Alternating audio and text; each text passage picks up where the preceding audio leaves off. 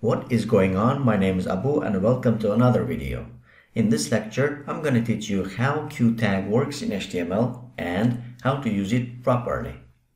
If this is your first time here and you want to develop your skills in HTML, CSS and JavaScript from the ground up to the expert level, start now by subscribing and clicking the bell so you don't miss anything.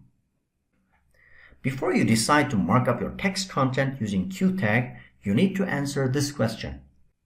Do you have short quote in your text content? If yes, then you can use q-tag to mark them up. Now, let's write some code and learn how to use q-tag properly.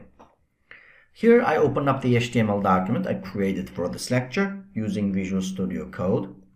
On line 19, I have a short sentence and saying that the police said, "Stop right there."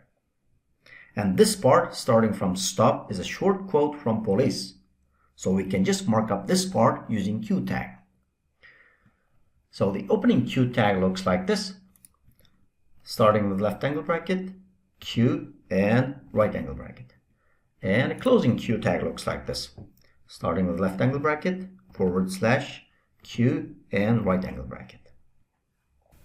On line 22, I have another sentence and saying that according to Apple's website, iPhone 12 is released on Friday, October 23rd, 2020.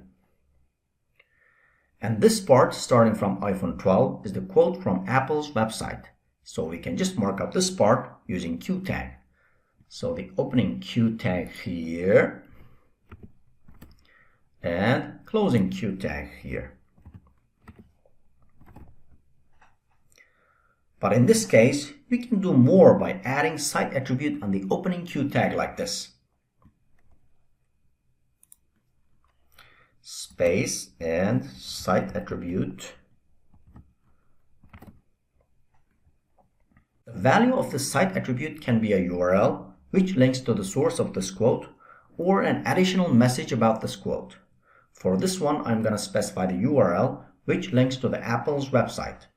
Actually, I have that URL here on line 16, so I just copy this URL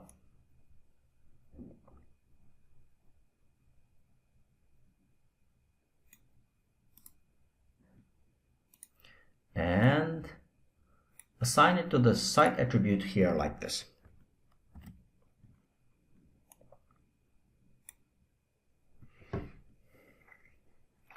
Now I'm going to save this. And let's try this up in the browser and see how they look.